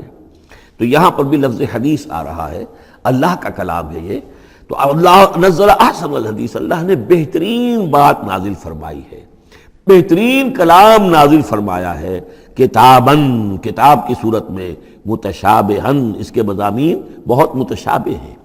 اب جیسے ہم دیکھ چکے ہیں کہ 7 جگہ تو قصہ آدم و ابلیس آ رہا ہے، حالانکہ اس میں ہر جگہ کوئی نہ کوئی نئی بات ہے، کچھ نہ کوئی فرق ہے، لیکن یہ کہ 7 جگہ آ رہا مشابہ تو ہے نا۔ قرآن کو جو شخص پڑھ رہا ہے اگر ایک ہفتے میں وہ ختم کرتا ہے تو گویا کہ ہر ہفتے اسے کہیں نہ کہیں وہ آدم و ابلیس کا تذکرہ جو ہے وہ مل جائے گا ہر روز میں۔ تو اس طریقے سے یہ کہ جو اہم مضامین ہیں وہ قرآن مجید میں اس طریقے سے لائے گئے ہیں کہ صورتیں مشابہ ہیں، صورتوں کے جوڑے ہیں، مثانیہ دہرائی ہوئی یا جوڑوں کی شکل میں دونوں معنی ہو سکتی ہیں اس کی۔ تقشعر منہ جلود الذین یخشون ربہم، جن لوگوں کے اندر اللہ کی خشیت ہے ان کے رونگٹے کھڑے ہو جاتے ہیں اس کتاب کو پڑھ کر، اس کو پڑھتے ہوئے ان پر جو اللہ تعالیٰ کا خوف اور اللہ کی خشیت طاری ہوتی ہے تو جسم کے جو بال ہیں، جلد کے اوپر جو بال ہیں وہ کھڑے ہو جاتے ہیں۔ ثم تلین جلودہم وقلوبہم الی ذکر اللہ، پھر اس کے بعد ان کی کھالیں بھی اور ان کے دل بھی اللہ کی یاد میں نرم پڑ جاتے ہیں۔ ذالک ھدی اللہ یہدی بہ من یشاء، یہ اللہ کی ہدایت ہے جو وہ دیتا ہے جس کو چاہتا ہے، ومن یضلل اللہ فما لہ من ہاد، اور جس کی گمراہی پر اللہ تعالیٰ کی طرف سے مہر ثبت ہو چکی پھر اس کے لیے کوئی ہدایت دینے والا نہیں۔ افمن یتقی بوجہہ سوء العذاب یوم القیامہ، پھر وہی حذف کا موضوع ہے، کا اسلوب ہے، بھلا وہ شخص کہ جو اپنے چہرے کو سوء العذاب سے بچانے کی کوشش کرتا ہے، جو روکتا ہے اپنے منہ سے، آگ کی لپیٹ آ رہی ہے، آگ کے جو ہے تھپیڑے آ رہے ہیں، اور وہ کیا کرے، چہرہ جو ہے اس کی زد میں ہے۔ افمن یتقی بوجہہ، اپنے چہرے سے روکتا ہے سوء العذاب، عذاب کو، یوم القیامہ، قیامت کے دن، تو کیا بھلا وہ شخص اس کے برابر ہو جائے گا جو روح و ریحان و جنت نعیم کے اندر ہے؟ برابر تو نہیں ہوگے۔ بھلا وہ شخص کہ جو روکتا ہے اپنے منہ پر برا عذاب یوم القیامہ، قیامت کے دن، وقیل للظالمین ذوقوا ما کنتم تکسبون، اور کہہ دیا جائے گا ان سے، ظالموں سے، چکھو مزہ، جو کچھ کمائی تم کرتے رہے تھے، یہ تمہارے وہی اعمال ہیں کہ جنہوں نے اس آگ کی شکل اختیار کی ہے۔ کذب الذین من قبلہم، اے نبی جھٹلایا انہوں نے بھی جو ان سے پہلے تھے، فَأَتَاهُمُ الْعَذَابُ مِنْ حَيْثُ لَا يَشْعُرُونَ، تو ان پر آ دھمکا عذاب وہاں سے جہاں سے انہیں گمان تک نہیں تھا۔ فَأَذَاقَهُمُ اللَّهُ الْخِزْيَ فِي الْحَيَاةِ الدُّنْيَا، تو اللہ تعالیٰ نے دنیا کی زندگی میں انہیں رسوائی کا مزہ چکھا دیا۔ وَلَعَذَابُ الْآخِرَةِ أَكْبَرُ، آخرت کا عذاب بہت بڑا ہے۔ لَوْ كَانُوا يَعْلَمُونَ، کاش کہ انہیں معلوم ہوتا ہے۔ وَلَقَدْ ضَرَبْنَا لِلنَّاسِ فِي هَذَا الْقُرْآنِ مِنْ كُلِّ مَثَلٍ، اور ہم نے تو انسانوں کے لیے اس قرآن میں تمام مثالیں بیان کر دی ہیں، ہر طریقے سے بات کو کھول دیا ہے، کتنے ہی اسلوب ہم نے اختیار کر لیے ہیں، کتنی ہی ترتیب سے بات بتا دی ہے، لعلہم یتذکرون، شاید کہ وہ دھیان کریں، تاکہ وہ کریں، سبق حاصل کریں۔ قرآن عربی غیر ذی عوج، اور ہم نے اس کو بنا دیا ہے قرآن عربی، فصیح اور بلیغ عربی زبان میں یہ قرآن ہم نے اتارا ہے، غیر ذی عوج، اس میں کہیں بھی کوئی ٹیڑھ نہیں ہے، کوئی کجی نہیں ہے، سلیس ہے، اس میں کہیں پہیلیاں اور بجھارتیں نہیں بجھوائی گئی ہیں۔ اس میں جو ہے بعض اوقات ہوتے ہیں کچھ لوگ جو ہیں اپنے علم کا دھونس جمانے کے لیے ثقیل الفاظ استعمال کریں گے خاص طور پر، تو وہ نہیں، اللہ تعالیٰ تو بڑی سلیس زبان کے اندر، وَلَقَدْ يَسَّرْنَا الْقُرْآنَ لِلذِّكْرِ فَهَلْ مِن مُدَّكِرٍ، ہم نے تو آسان بنایا قرآن کو ذکر کے لیے، تو ہے کوئی جو اس سے ذکر حاصل کرے۔ قرآن عربی غیر ذی عوج لعلہم یتقون، شاید کہ وہ تقوی کی روش اختیار کریں۔ ضرب اللہ مثلا رجلا فیہ متشاکسون ورجلا سلما لرجل هل یستویان مثلا الحمد للہ بل اکثرهم لا یعلمون۔ اب یہ توحید عملی کے لیے ایک تمثیل دی جا رہی ہے۔ اللہ نے ایک مثال بیان فرمائی ہے ایک شخص کی، ایک ایسا غلام ہے جس کے کئی آقا ہیں، چار آدمیوں نے مل کر خرید لیا ایک غلام، اب وہ غلام چار کا غلام ہے، چار اس کے آقا ہیں۔ اب آپ اندازہ کیجئے کہ اس کی جان کس مصیبت میں آئے گی، ایک آقا کچھ کہہ رہا ہے، دوسرا کچھ کہہ رہا ہے، ایک باس جو ہے وہ کچھ کہہ رہا ہے، دوسرا باس کچھ اور کہہ رہا ہے۔ یہ جو ایڈمنسٹریشن کا اور مینجمنٹ کے جو اصول ہیں، تو اس میں جو سیدھی لائن جب تک نہ ہو اس سے تو سارا فساد بن جاتا ہے۔ اب وہ جو بیچارہ غلام ہے جسے چار آقاؤں کو خوش کرنا ہے، اس کی تو جان ہر وزیر کے اندر ہے۔ وَرَجُلًا سَلَمًا لِرَجُلٍ، اور ایک شخص ہے جو پورا کا پورا ایک شخص کا غلام ہے۔ تو ایک آقا کو راضی کر لینا، اس کی خدمت کرنا، اس کو مطمئن کرنا کتنا آسان ہے، جبکہ ایک سے زائد آقاؤں کو مطمئن کرنا اور خوش رکھنا اور ان کی خدمت کا حق ادا کرنا بہت مشکل ہے۔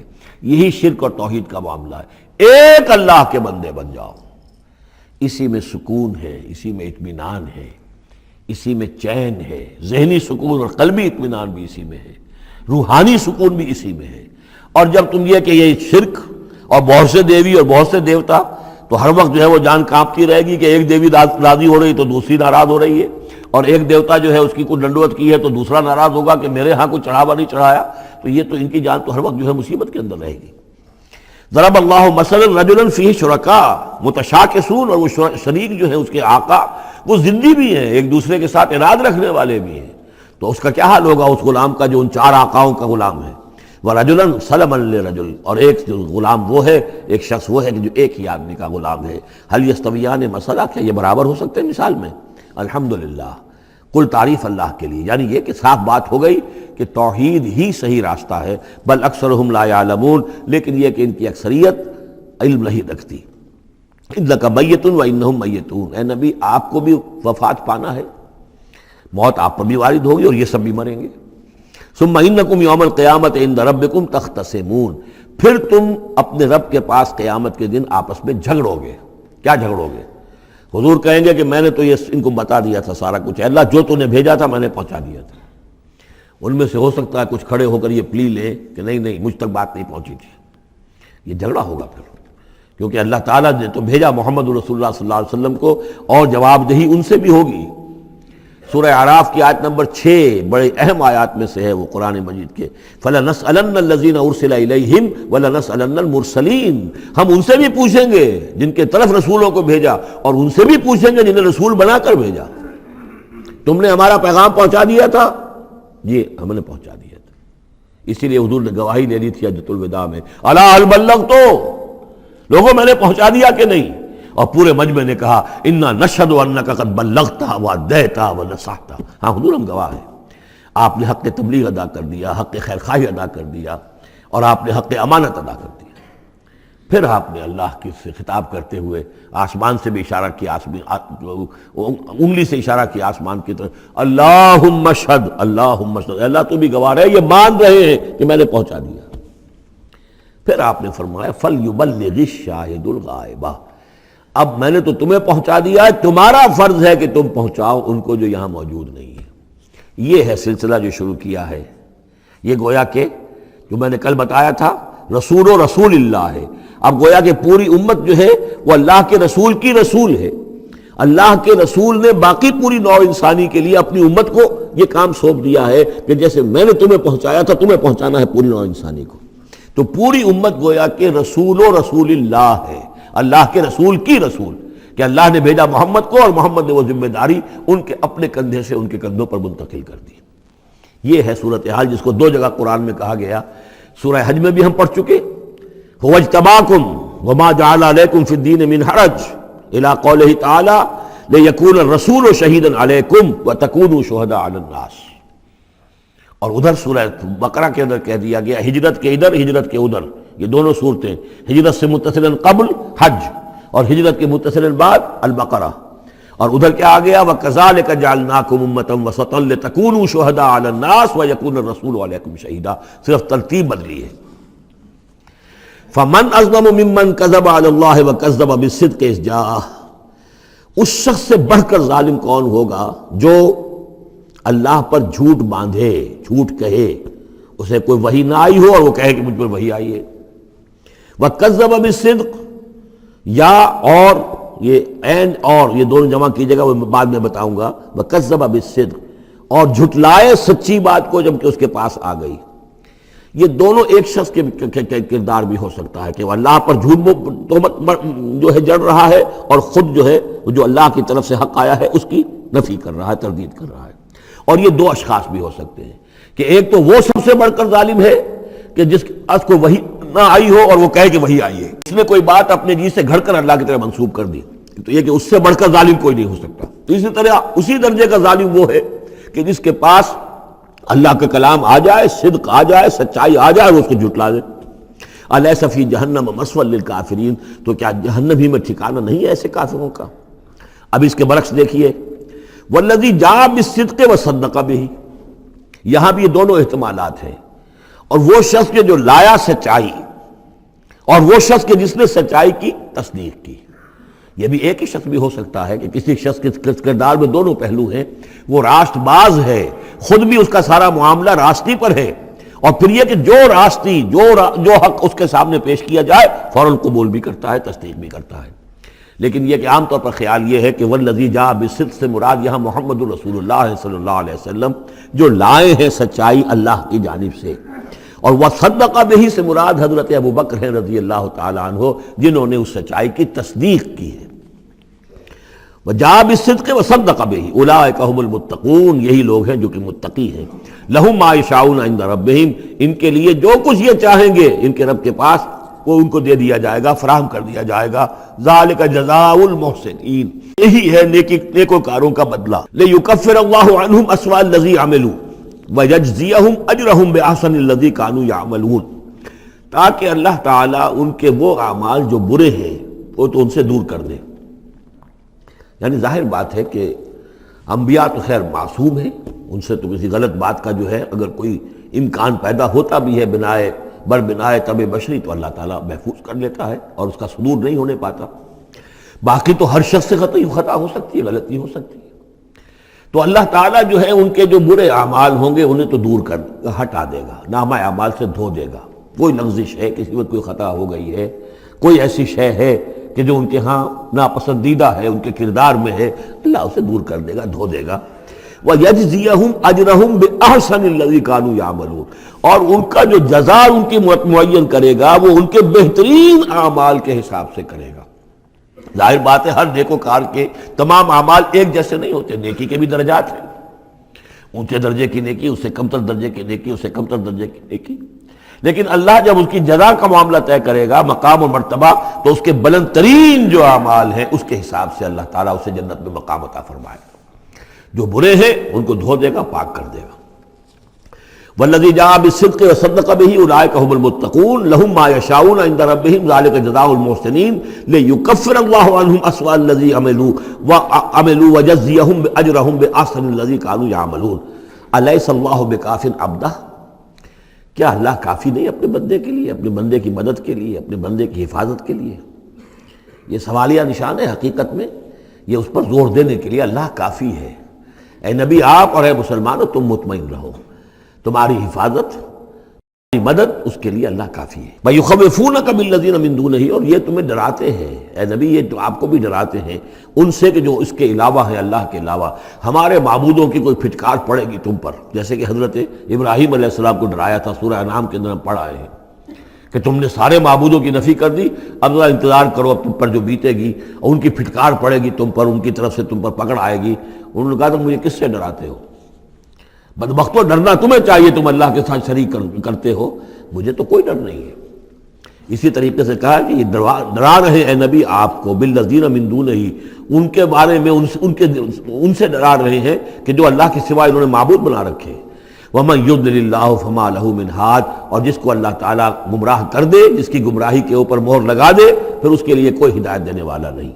وَمَن يَهْدِ اللَّهُ فَمَا لَهُ مِن مُضِلٍّ، اور جس کو اللہ ہدایت دے دے پھر اسے گمراہ کرنے والا کوئی نہیں. أَلَيْسَ اللَّهُ بِعَزِيزٍ ذِي انتقام، تو کیا اللہ تعالیٰ زبردست نہیں ہے، انتقام لینے والا. وَلَئِن سَأَلْتَهُم مَّنْ خَلَقَ السَّمَاوَاتِ وَالْأَرْضَ لَيَقُولُنَّ اللَّهُ، اور جب یہ آپ ان سے اگر پوچھیں گے کس نے پیدا کیا آسمانوں اور زمین کو، وہ کہیں گے اللہ نے. قُلْ أَفَرَأَيْتُم مَّا تَدْعُونَ مِن دُونِ اللَّهِ إِنْ أَرَادَنِيَ اللَّهُ بِضُرٍّ هَلْ هُنَّ كَاشِفَاتُ ضُرِّهِ. تو اے نبی ان سے کہیے تو ذرا غور کرو، جن کو تم پکارتے ہو اللہ کے سوا، اگر اللہ نے میرے لیے کسی تکلیف کا فیصلہ کر لیا ہو تو کیا وہ تمہارے معبود میری اس تکلیف کو دور کر سکیں گے؟ دیکھیں ظاہر بات ہے وہ بھی مانتے تھے کہ بڑا اللہ تو وہی ہے اللہ، یہ چھوٹے ہیں، تو بڑے کا حکم چلے گا کہ چھوٹے کا چلے گا؟ اگر اللہ نے فیصلہ کر لیا ہو میری تکلیف کا، میرے لیے کسی ضرر کا، تو کیا یہ تمہارے معبود تمہارے اپنے عقیدے کے مطابق جو بات ہے اس سے سوچو کہ کیا وہ اس کو اللہ کے فیصلے کے آڑے آ سکتے ہیں؟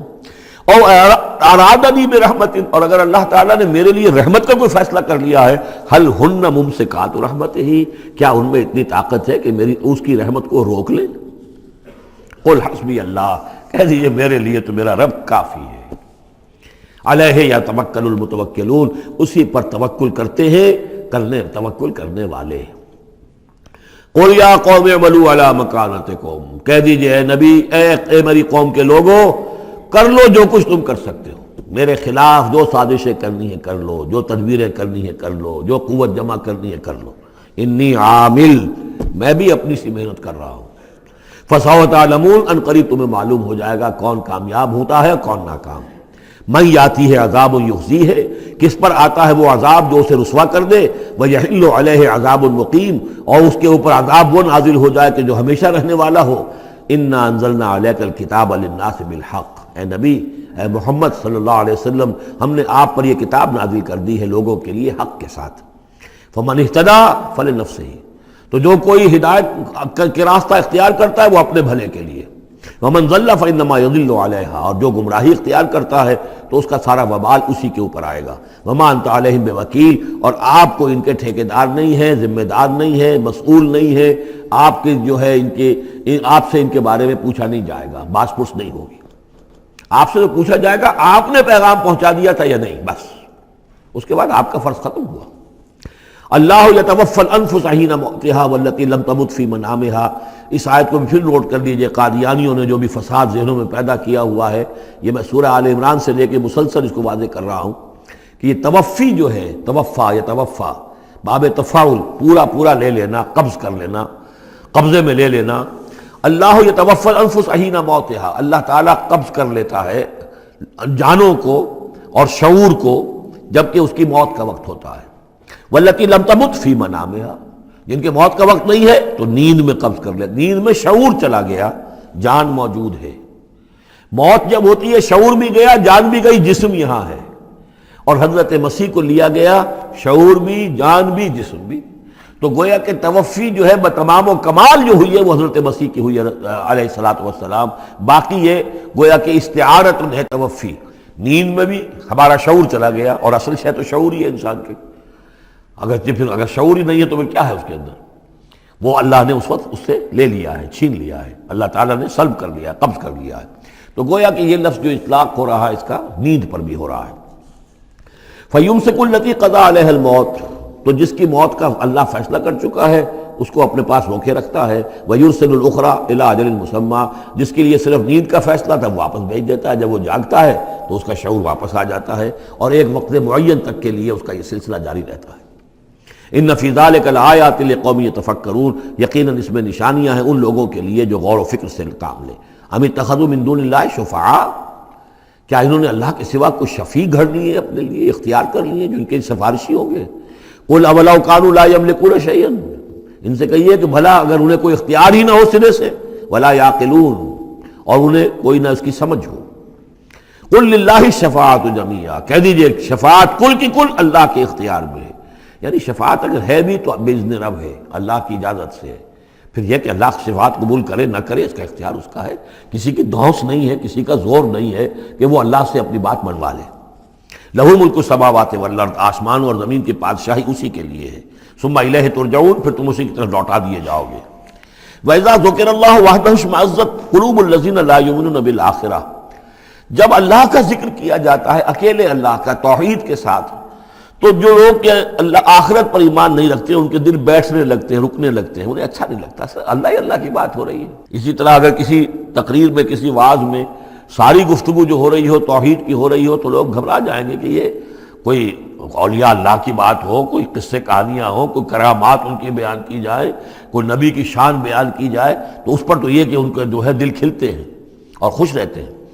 لیکن یہ کہ وَإِذَا ذُكِرَ اللَّهُ وَحْدَهُ اشْمَأَزَّتْ قُلُوبُ الَّذِينَ لَا يُؤْمِنُونَ بِالْآخِرَةِ، جب اللہ کا ذکر کیا جائے تنہا اسی کا توحید کے ساتھ، تو ان لوگوں کے دل کو جو آخرت پر ایمان نہیں رکھتے کچھ بیٹھنے سے لگتے ہیں. وَإِذَا ذُكِرَ الَّذِينَ مِن دُونِهِ إِذَا هُمْ يَسْتَبْشِرُونَ، اور جب ان کا ذکر ہوتا ہے جو اس کے سوا ہے تب بہت خوش ہوتے ہیں، خوشیاں مناتے ہیں.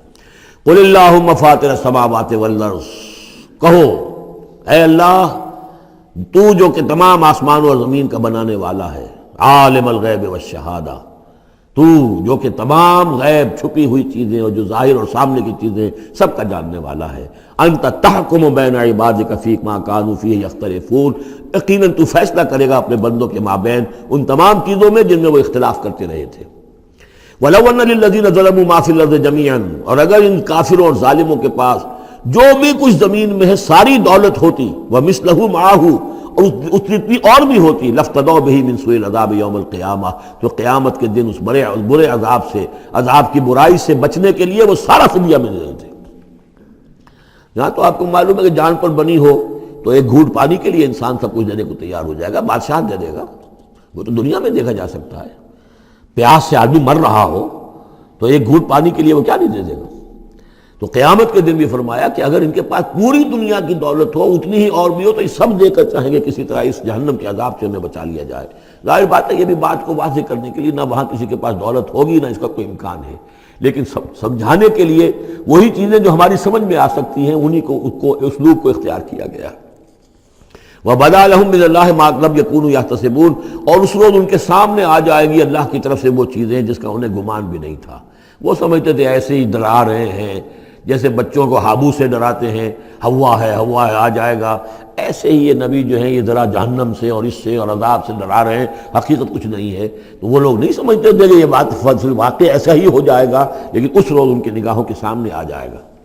پھر پوچھا جائے گا الیس ھذا بالحق قالوا بلی وربنا، کیا یہ حق نہیں ہے؟ کیا یہ سراب ہے؟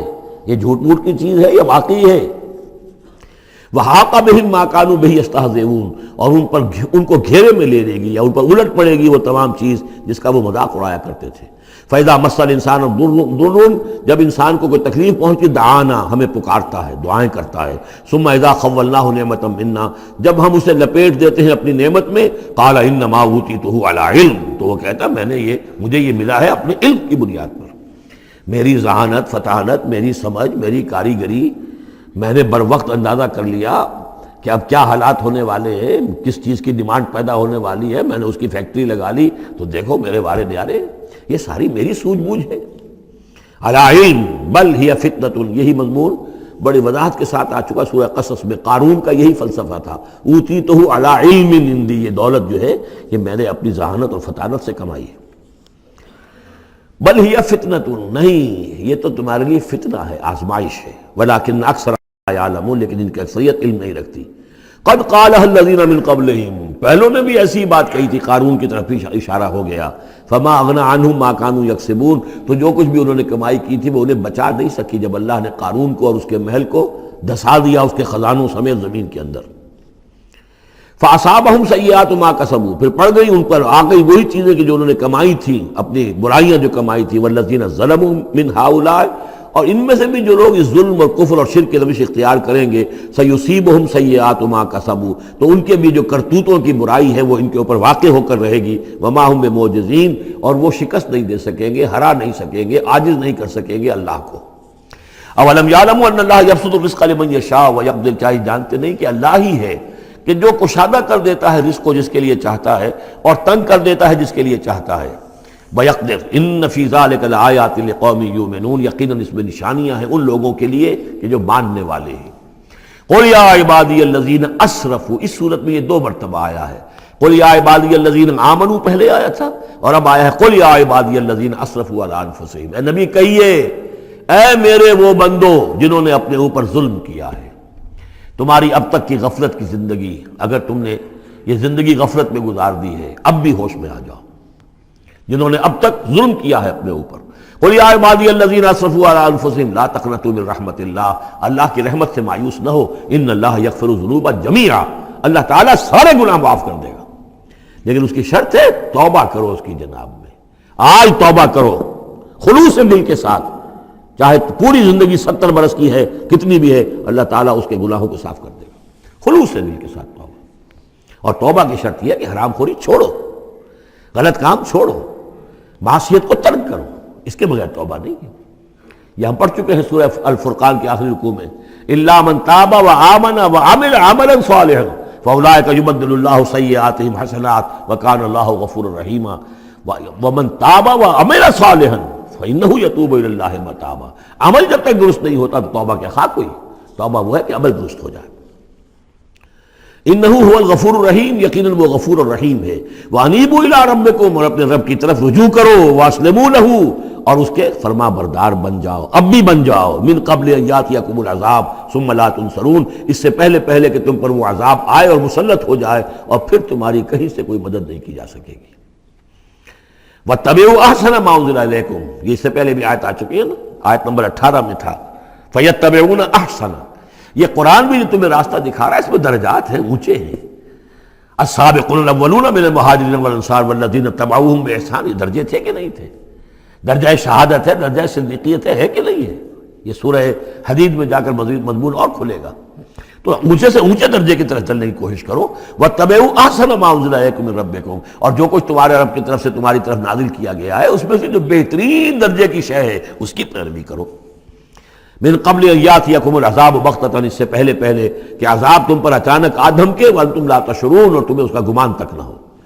ان تقول نفس، مبادا پھر اس وقت کوئی جان یہ کہے، یا حسرت علی ما فرطت فی جنب اللہ، ہائے میری حسرت، ہائے افسوس مجھ سے جو کوتاہی ہوئی اللہ کی جناب میں، اللہ کے حقوق کو تو میں نے پہچانا ہی نہیں، اللہ کا دین مغلوب، اور میں لگا ہوا دنیا کے دھندوں میں اپنے زیادہ سے زیادہ کمانے میں اور عیش اور اپنے سٹیٹس، اور وہ سٹیٹس سمبل ہی کو معبود بنا رکھا ہے۔ اسی میں اپنا پورا تن من دھن لگا دیا ہے، جبکہ اللہ کا دین مغلوب پڑا ہوا ہے، اور میں نے اس کی کوئی محنت نہیں کی، میں نے کوئی کوشش نہیں کی۔ یا حسرتا ان تقول نفس، کہ کوئی جان کہے اس دن، یا حسرتا، ہائے افسوس، علی ما فرطت فی جنب اللہ، جو اللہ کے جناب میں، اللہ کی جانب مجھ سے جو کوتاہی ہوئی، میں نے کمی کی۔ وَإِن كُنتَ لَمِنَ الصَّاغِرِينَ، اور وہ جو کافر تھے وہ تو، میں تو رہا وَإِن كُنتُ لَمِنَ الصَّاغِرِينَ، میں تو بس مذاق ہی سمجھتا رہا، میں نے کبھی سنجیدگی سے لیا ہی نہیں بات کو۔ I never took it seriously۔ اور تقول لو ان اللہ ہدانی لکنت من المتقین، یا تم کہو کہ اگر اللہ نے ہدایت دی ہوتی تو میں بھی ہو جاتا متقی۔ گویا کہ یہاں اپنے اس چوائس کی نفی کر رہے ہو۔ اللہ نے تمہیں اشرف المخلوقات بنایا اور تمہیں اختیار دیا تھا، اما شاکرا و اما کفورا۔ او تقول حین تری العذاب، یا وہ کہے جب کہ وہ عذاب کو دیکھے، لو ان لی کرۃ فاکون من المحسنین، اگر مجھے لوٹنا نصیب ہو جائے کسی طریقے سے، ایک دفعہ اگر مجھے دوبارہ لوٹا دیا جائے، پھر تو میں محسنین میں سے ہو جاؤں گا، پھر صرف متقی نہیں، صرف مسلم نہیں، صرف مومن نہیں، محسنین پہ میں شامل ہو جاؤں گا۔ بلا، کیوں نہیں، قد جاءت کا آیاتی، آئی تھی تیرے پاس میری آیات، فکذبت بہا، تو نے ان کو جھٹلا دیا تھا، واستکبرت، اور تو نے تکبر کیا تھا، وکنت من الکافرین، اور تو نے کفر کی روش اختیار کی تھی۔ ویوم القیامت تری الذین کذبوا علی اللہ وجوہہم مسودہ، اور قیامت کے دن تم دیکھو گے ان لوگوں کو جنہوں نے اللہ پر جھوٹ باندھا تھا کہ ان کے چہرے سیاہ ہوں گے۔ الیس فی جہنم مثوی للمتکبرین، تو کیا جہنم ہی میں ٹھکانہ نہیں ہے ایسے متکبرین کا؟ وینجی اللہ الذین اتقوا بمفازتہم، اور اللہ تعالیٰ نجات دے گا ان کو جنہوں نے تقویٰ کی روش اختیار کی تھے، اور پہنچا دے گا ان کی کامیابی کی جگہوں پر، جو ان کے مقامات ہیں ان تک پہنچا دے گا۔ کسی کا کوئی مقام ہے، کسی کا کوئی مقام ہے، یہ صدیقیت کا مقام ہے، یہ شہداء کا مقام ہے، یہ انبیاء کا مقام ہے۔ لا یمسہم السوء، انہیں نہیں چھو سکے گی کوئی بھی تکلیف، کوئی برائی، ولا ہم یحزنون، اور نہ ہی وہ حزن سے دوچار ہوں گے۔ اللہ خالق کل شیء وہو علی کل شیء وکیل، اللہ تعالیٰ ہر شے کا خالق ہے اور وہ ہر چیز کا نگران ہے اور ہر چیز کا ذمہ دار ہے۔ لہو مقالید السماوات والارض، اس کے لیے ہے تمام کنجیاں آسمانوں کی اور زمین کی۔ والذین کفروا بآیات اللہ اولئک هم الخاسرون، اور جن لوگوں نے اللہ کی آیات کا انکار کیا وہی ہیں تباہ ہونے والے اور گھاٹے میں رہنے والے۔ یہ آخری دو رکوع جو ہے سورہ مبارکہ کے، ہمارے پاس وقت کم ہے لیکن بہرحال اس سے جو بھی ملائم ہے فائدہ اٹھانا ہے۔ یہ بہت ہی پرجلال انداز ہے قرآن مجید میں، لیکن پھر وہی توحید کا مضمون آ رہا ہے، توحید فی العبادت۔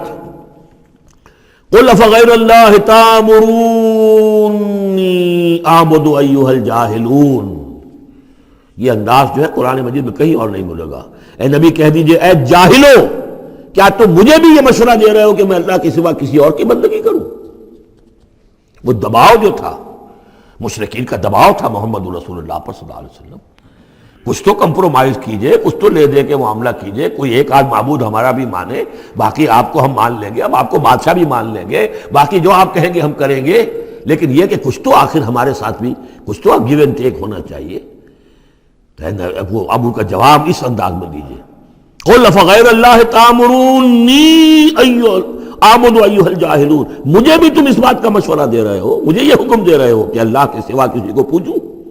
وَلَقَدْ أُوحِيَ إِلَيْكَ، اور اے نبی آپ کی طرف تو وحی کی جا چکی ہے، وَإِلَى الَّذِينَ مِن قَبْلِكَ، اور آپ سے پہلے جو رسول تھے ان کو بھی یہ وحی کر دی گئی تھی۔ توجہ سے سنیے، لَئِنْ أَشْرَكْتَ، اے نبی اگر آپ بھی بالفرض شرک کریں گے، لَيَحْبَطَنَّ عَمَلُكَ، آپ کے بھی سارے اعمال حبط ہو جائیں گے، وَلَتَكُونَنَّ مِنَ الْخَاسِرِينَ، اور آپ بھی نہایت خسارہ پانے والوں میں سے ہو جائیں گے۔ قانون خداوندی، وَلَن تَجِدَ لِسُنَّتِ اللَّهِ تَحْوِيلًا، اصل میں یہ سختی ساری حضور کی طرف نہیں ہے، یہ مشرکین سے، خطاب ان سے نہیں، بظاہر حضور سے ہے، لیکن بتایا جا رہا ہے کہ یہ معاملہ ایسا نہیں ہے، یہ تو ایسا قانون ہے ہمارا جو کسی کے لیے بھی نہیں بدلے گا، جو بھی شرک کرے گا اس کے ساتھ ہمارا کوئی معاملہ نہیں، کسے باشد۔ وَلَقَدْ أُوحِيَ إِلَيْكَ وَإِلَى الَّذِينَ مِن قَبْلِكَ لَئِنْ أَشْرَكْتَ لَيَحْبَطَنَّ عَمَلُكَ وَلَتَكُونَنَّ مِنَ الْخَاسِرِينَ بَلِ اللَّهَ فَاعْبُدْ، نہیں صرف اللہ ہی کی آپ بندگی کیجئے، وَكُن مِّنَ الشَّاكِرِينَ، اور بن جائیے اس کے شکر گزار بندوں میں سے۔ وَمَا قَدَرُ اللَّهَ حَقَّ قَدْرِهِ، اور انہوں نے اللہ کی قدر نہ کی جیسے کہ اس کی قدر کا حق تھا، اس کی قدرت کا اندازہ نہ کر پائے، اس کی قوت کا، قدرت کا کیسے کر سکتے؟ لیکن یہ کہ ایک بات ذہن میں آنی چاہیے، اگرچہ ہم اللہ کی قدرت کو ناپ تول نہیں سکتے، ہم اللہ کے علم کو ناپ تول سکتے کہ کتنا علم ہے، اس لیے کہ ہماری جو ترازو ہے وہ تو سونار کی ترازو کی طرح ہے، وہ ماشے تولے تو وہ جو ہے وہ تول لے گی، لیکن یہ کہ ٹنوں کو کیسے تولے گی؟ تو ہمارے ذہن کی ترازو جو ہے وہ نہیں تول سکتی، اللہ کی صفات کو بھی نہیں ہم جان سکتے کہ وہ کتنی ہے، کیسی ہے۔ لیکن ایک بات جان لیجیے، علی کل شیء قدیر، یہ تو جان سکتے ہیں نا، ہر شے پر قادر ہے۔ لیکن یہ کہ جن لوگوں کا ذہن اس سے بھی عاجز آ جاتا ہے، وما قدر اللہ حق قدرہ والارض جمیعا قبضتہ یوم القیامۃ والسماوات مطویات بیمینہ، اس کا ایک تمہیں جھلک دکھا رہے ہیں اس کی قدرت، اس کی عظمت، کہ تمہاری یہ پوری کی پوری زمین اس کی ایک مٹھی میں ہوگی قیامت کے دن، اور یہ آسمان اس کے داہنے ہاتھ میں لپٹے ہوئے ہوں گے۔ کوئی اندازہ کر سکتے ہو تو کر لو، ہمیں آسمانوں کا کیا پتہ ہے، ہمیں کیا گیلیکسیز کا کیا تصور ہے؟ چکر آتا ہے جب پڑھتے ہیں ایسٹرونومی کو کتاب پڑھیے، واقعہ ہے کہ میں تو میرا سر چکرا جاتا ہے، لائٹ ایئرس کا جو تصور آتا ہے، بلینز اور بلینز، اور چلتے جائیے، وہ تو ختم ہونے والی بات ہی نہیں۔ ہمارا تصور جو ہے وہ وہاں جا کر بالکل جو ہے جواب دے دیتا ہے، تخیل جو ہے، قوت تخیلہ وہ تھک ہار کر رہ جاتی ہے۔ وَالْأَرْضُ جَمِيعًا قَبْضَتُهُ يَوْمَ الْقِيَامَةِ وَالسَّمَاوَاتُ مَطْوِيَّاتٌ بِيَمِينِهِ سُبْحَانَهُ وَتَعَالَى عَمَّا يُشْرِكُونَ، وہ پاک ہے اور بہت بلند و بالا ہے ان تمام چیزوں سے، اس تمام شرک سے جو یہ کر رہے ہیں۔ وَنُفِخَ فِي الصُّورِ، اور سور میں پھونکا جائے گا، فَصَعِقَ مَن فِي السَّمَاوَاتِ وَمَن فِي الْأَرْضِ، تو بے ہوش ہو جائیں گے جو بھی ہے آسمانوں میں اور جو بھی ہے زمین میں، الا من شاء اللہ، سوائے اس کے جنہیں اللہ چاہے گا۔ یعنی یہ بے ہوشی معلوم ہوتا ہے کہ فرشتوں پر بھی طاری ہوگی سوائے کچھ فرشتوں کے، اس قدر وہ دہشت والا ہوگا۔ تو ایک اصل میں تین ہیں یہ نفخے جو ہے۔ پہلا نفخہ ہے زلزلے والا، وہ ہے نفخہ ساعت کا، اس میں تو ہلچل ہوگی، طوفان ہوگا، سورج اور چاند ٹکرائیں گے اور یہ پہاڑ چلیں گے روئی کے گالوں کی طرح، وہ ہے جو پہلا ہے ساعت۔ پھر اس کے بعد ایک اور ہوگا، اور اس کے بعد سب کے سب ختم ہو گئے، سب پر ایک موت کی نیند طاری ہو جائے گی۔ وَنُفِخَ فِي الصُّورِ فَصَعِقَ مَن فِي السَّمَاوَاتِ وَمَن فِي الْأَرْضِ إِلَّا مَن شَاءَ اللَّهُ ثُمَّ نُفِخَ فِيهِ أُخْرَىٰ، پھر اس میں پھونک ماری جائے گی ایک مرتبہ اور یہ تیسری مرتبہ، یہاں کے حساب سے دوسری مرتبہ، لیکن یہ کہ یہ نفخہ ثالثہ ہے۔ فَإِذَا هُمْ قِيَامٌ يَنظُرُونَ، تو اچانک وہ سب کے سب کھڑے ہوں گے دیکھتے ہوئے۔ یہ نفخہ ہے بعث بعد الموت کا، تیسرا نفخہ، اسی لیے قیامت اس کو کہتے ہیں، اذا ہم قیام ینظرون، یہ یوم القیامہ ہے۔ پہلے ساعہ ہے، پہلے وہ گھڑی ہے کہ جس سے ایک موت وارد ہوگی، سب پر طاری ہو جائے گی، اور یہ قیامہ ہے جس میں کھڑے ہو جائیں گے۔ ثم نفخ فیہ اخری فاذا ہم قیام ینظرون واشرقت الارض بنور ربہا، اور زمین چمک اٹھے گی اپنے رب کے نور سے۔ آگے چل کر ہم پڑھیں گے، اس وقت اسی زمین پر اللہ تعالیٰ کا نزول ہوگا۔ وَجَاءَ رَبُّكَ وَالْمَلَكُ صَفًّا صَفًّا، آسمان ایک غمام کی حیثیت سے پھٹ جائے گا، اور فرشتے جو ہے قطار در قطار صفے باندھے وہ نیچے اتریں گے۔ وَأَشْرَقَتِ الْأَرْضُ بِنُورِ رَبِّهَا وَوُضِعَ الْكِتَابُ، اور کتاب اور اعمال نامہ لا کر رکھ دیا جائے گا۔ وَجِيءَ بِالنَّبِيِّينَ وَالشُّهَدَاءِ، اور انبیاء اور شہداء کو بھی پیش کر دیا جائے گا۔ وَأَشْرَقَتِ الْأَرْضُ بِنُورِ رَبِّهَا، اور پوری زمین جگمگا اٹھے گی اپنے رب کے نور سے۔ وَوُضِعَ الْكِتَابُ، اور اعمال نامہ لا کر رکھ دیا جائے گا۔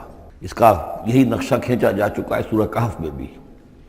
وَوُضِعَ الْكِتَابُ فَتَرَى الْمُجْرِمِينَ مُشْفِقِينَ مِمَّا فِيهِ وَيَقُولُونَ يَا وَيْلَتَنَا مَا لِهَذَا الْكِتَابِ لَا يُغَادِرُ صَغِيرَةً وَلَا كَبِيرَةً إِلَّا أَحْصَاهَا، یہاں جو ہے نقشہ اس سے اگلے کا کھینچا جا رہا ہے۔ جب وہ کتاب یا اعمال نامہ لے آیا جائے گا، وَجِيءَ بِالنَّبِيِّينَ وَالشُّهَدَاءِ، اور پھر لائے جائیں گے انبیاء اور شہید۔ یہاں شہید سے مراد کیا ہے؟ اولاً رسول، اس لیے کہ وہ گواہی دیں گے، لِيَكُونَ الرَّسُولُ شَهِيدًا عَلَيْكُمْ وَتَكُونُوا شُهَدَاءَ عَلَى النَّاسِ، لیکن بجائے رسول کے یہاں شہید کا لفظ اس لیے کہا گیا کہ نہ صرف رسول جو ہے گواہی دیں گے، بلکہ رسولوں کی طرف سے جو تبلیغ کرتے رہے وہ گواہی دیں گے۔ چنانچہ جیسے آپ کو معلوم ہے کہ حضرت ابو بکر صدیق کی دعوت پر ایمان لائے ہیں 6 عشرہ مبشرہ میں سے جو صحابہ ہیں ٹاپ کے، تو گویا کہ انہیں تبلیغ کی ہے حضرت ابو بکر نے۔ یا حضور نے جن صحابہ کو بھیجا، جب لوگوں نے بلایا کہ آپ ہمارے ہاں بھیجیے اپنے کوئی شاگرد، اپنے کوئی وہ ایمان لانے والے کہ جو ہمیں قرآن پڑھائیں۔ تو اب کون تھے وہاں گئے؟ جو اصحاب صفہ میں سے آپ نے بھیج دیا۔ اب انہوں نے جا کر تبلیغ کی، تو یہ گویا کہ حضور کے آن بہاف آف محمد صلی اللہ علیہ وسلم وہ تبلیغ کر رہے ہیں۔ تو ان قبیلوں کو جنہیں انہوں نے تبلیغ کی گواہی دینے کے لیے وہ کھڑے ہوں گے کہ اللہ تیرے دین کا جو پیغام تیرے نبی محمد کے ذریعے سے، تیرے رسول محمد کے ذریعے سے صلی اللہ علیہ وسلم ہم تک پہنچا تھا، ہم نے ان تک پہنچا دیا تھا۔ اسی طریقے سے پوری امت کی ذمہ داری ہوگی کہ وہ گواہی دے کہ پوری نوع انسانی کو ہم نے، اے اللہ تیرے نبی کا جو دین ہمیں ملا تھا، جو ہمیں وراثتاً پہنچا تھا، وہ ہم نے پوری نوع انسانی تک پہنچایا تھا۔ اور اگر ہم نہ دے سکیں یہ گواہی تو پوری دنیا کی ضلالت اور گمراہی کا وبال ہمارے گردن پر آئے گا۔ ہم گواہی دے دیں، تبلیغ کا حق ادا کر دیں، پھر وہ رسپانسبل ہے۔ ہم نہیں کرتے تو پہلے ہم مجرم ہیں۔ وَجِیءَ بِالنَّبِیِّینَ وَالشُّہَدَاء، اور لے آئے جائیں گے انبیاء اور گواہ، وَقُضِیَ بَینَہُم بِالْحَقِّ، اور پھر ان کے مابین فیصلہ کر دیا جائے گا حق کے ساتھ، وَہُم لَا یُظْلَمُونَ، اور کسی پر ظلم نہیں ہوگا، کسی پر کوتاہی، کسی کی حق تلفی نہیں ہوگی۔ وَوُفِّیَتْ كُلُّ نَفْسٍ مَا عَمِلَتْ، اور پورا دے دیا جائے گا ہر جان کو جو کچھ کہ اس نے عمل کیا تھا، وَهُوَ أَعْلَمُ بِمَا يَفْعَلُونَ، اور اللہ خوب جانتا ہے جو کچھ کہ یہ فعل کر رہے ہیں، جو عمل کر رہے ہیں۔ اب جو آخری سین ہوگا کہ یہ جاء ربک والملک صفا صفا، یہ زمین چٹیل کر دی جائے گی، نہ پہاڑ رہے گا، کھینچ دیا جائے گا، وَإِذَا الْأَرْضُ مُدَّتْ، اور یہیں پر جو ہے اللہ تعالیٰ کا نزول ہوگا، اور پھر یہیں پر فرشتے آئیں گے اور یہیں حساب کتاب ہو جائے گا۔ اب فیصلے ہو گئے ہیں کہ جہنمی جہنم کی طرف جائیں گے اور جنتی جنت کی طرف لے جائے جائیں گے۔ وہ نقشہ کھینچا جا رہا ہے بڑے پرجلال انداز میں، یہ خاص مقام ہے قرآن مجید کا۔ وَسِیقَ الَّذِینَ كَفَرُوا إِلَىٰ جَهَنَّمَ زُمَرًا، اور ہانک کر لے جائے جائیں گے کافر جہنم کی طرف، گروہ در گروہ، ایک امت کے بعد دوسری امت، دوسری امت کے بعد تیسری امت، چلے آ رہے ہیں، اپنے لیڈر آگے ان کے چلے آ رہے ہیں۔ جیسے ایک نقشہ کھنچ چکا ہے سورہ یونس میں کہ یہ فرعون جو ہے وہ اپنی قوم کے آگے چلتا ہوا آئے گا اور وہ اپنی قوم کو لے جا کر جہنم کے گھاٹ پر اتار دے، فَأَوْرَدَهُمْ عَلَى النَّارِ، پہنچا دے گا جہنم کے گھاٹ پر۔ وَسِیقَ الَّذِینَ كَفَرُوا إِلَىٰ جَهَنَّمَ زُمَرًا حَتَّىٰ إِذَا جَاءُوهَا فُتِحَتْ أَبْوَابُهَا، یہاں تک کہ جب وہ وہاں پہنچ جائیں گے جہنم پر، پھر اس کے دروازے کھولے جائیں گے۔ اذا جاؤها فتحت ابوابها، جیسے جیل کا معاملہ ہوتا ہے کہ اس کے دروازے کھلے نہیں ہوتے، بند ہوتے ہیں، البتہ جب قیدی آتے ہیں داخل ہونے کے لیے پھر دروازے کھلتے ہیں۔ وقال لهم خزنتها، اس جہنم کے جو داروغہ ہوں گے، جو وہاں پر فرشتے مامور ہوں گے، وہ کہیں گے ان سے الم یاتکم رسل منکم، کیا تمہارے پاس تم ہی میں سے رسول نہیں آئے تھے؟ یتلون علیکم آیات ربکم، تلاوت کرتے تھے تم پر اور سناتے تھے تمہیں تمہارے رب کی آیات، وَيُنذِرُونَكُمْ لِقَاءَ يَوْمِكُمْ هَٰذَا، اور تمہیں خبردار کرتے تھے تمہاری آج کے دن کی اس ملاقات سے۔ قَالُوا بَلَىٰ، وہ کہیں گے کیوں نہیں، آئے تھے، وَلَٰكِنْ حَقَّتْ كَلِمَةُ الْعَذَابِ عَلَى الْكَافِرِينَ، لیکن یہ کہ یہ کافروں پر تو اللہ تعالیٰ کے عذاب کا حکم جو ہے وہ ثابت ہو کر رہا، یعنی انہوں نے انکار کیا، رد کیا، انہوں نے پہنچانے کا حق ادا کر دیا، انہوں نے کفر پر اڑے رہنے کا حق ادا کر دیا۔ نتیجہ یہ ہے کہ اب یہ مستحق ہو چکے ہیں عذاب کے۔ قیل ادخلوا ابواب جہنم خالدین فیہا، کہہ دیا جائے گا ان سے اچھا داخل ہو جاؤ اب ان جہنم کے دروازوں میں ہمیشہ یہاں رہنے کے لیے۔ فبئس مثوى المتکبرین، تو بہت برا ہے یہ ٹھکانہ متکبرین کا، دنیا میں تم بڑی اکڑ خوریاں کرتے رہے، اب جو ہے یہاں پر تمہارے لیے یہ انجام ہے۔ اس کے برعکس وسیق الذین اتقوا ربهم الى الجنة زمرا، اور جو لوگ کہ اپنے رب کا تقوی اختیار کیے رہے تھے دنیا میں، انہیں لے جایا جائے گا گروہ در گروہ، جماعت در جماعت جنت کی طرف۔ حتی اذا جاؤها وفتحت ابوابها، یہاں یہ واو جو ہے یہ بہت معنی خیز ہے، یہاں تک کہ جب وہ وہاں پہنچے گے اور اس کے دروازے کھلے ہوں گے، پہلے ہی سے کھلے ہوں گے۔ یہ مفتحت اللہم جو ابواب آ چکا ہے اس سے پہلے، اس کو یہاں پر بھی نوٹ کر لیجئے، وفتحت ابوابها وقال لهم خزنتها سلام علیکم طبتم، اور کہیں گے ان سے جو جنت کے جو داروغہ ہیں اور جنت کے جو فرشتے ہیں، وہ کہیں گے سلام علیکم، آپ پر سلام ہو، طبتم، آپ لوگ کتنے پاک باز لوگ ہیں، کتنے پاکیزہ ہیں، فادخلوها خالدین، اب آئیے اور داخل ہو جائیے اس جنت کے اندر ہمیشہ رہنے کے لیے۔ وقالوا الحمد للہ الذی صدقنا وعدہ، اب وہ حمد کا ترانہ جو ہے ان کی زبانوں پر آ جائے گا جنت میں داخل ہونے والوں کی۔ وہ کہیں گے کہ کل شکر اس اللہ کا ہے جس نے ہم سے اپنا وعدہ پورا کر دیا، وَأَوْرَثَنَا الْأَرْضَ، اور ہمیں زمین کا وارث بنا دیا، نَتَبَوَّأُ مِنَ الْجَنَّةِ حَيْثُ نَشَاءُ، کہ جہاں چاہیں آپ قرار اختیار کر لیں، جہاں چاہیں اپنا ٹھکانہ بنائیں، ہم کھلے جو ہے یہ جنت ہمارے لیے کھول دی گئی ہے، نَتَبَوَّأُ مِنَ الْجَنَّةِ حَيْثُ نَشَاءُ، جہاں چاہیں اس جنت کے اندر بہشت میں گھر بنا لیں۔ فَنِعْمَ أَجْرُ الْعَامِلِينَ، تو بہت ہی اچھا ہوگا اجر عمل کرنے والوں کا۔ اور جب یہ سب کچھ ہو گیا، اب یہ یوں سمجھیے ڈراپ سین ہے اس وہ جو میدان حشر کی عدالت کا جو ہوگا، وَتَرَى الْمَلَائِكَةَ حَافِّينَ مِنْ حَوْلِ الْعَرْشِ يُسَبِّحُونَ بِحَمْدِ رَبِّهِمْ، اور تم دیکھو گے فرشتوں کو کہ وہ گھیرے ہوئے ہوں گے اللہ کے اپنے رب کے عرش کو، اور اس کی تسبیح بیان کر رہے ہوں گے حمد کے ساتھ۔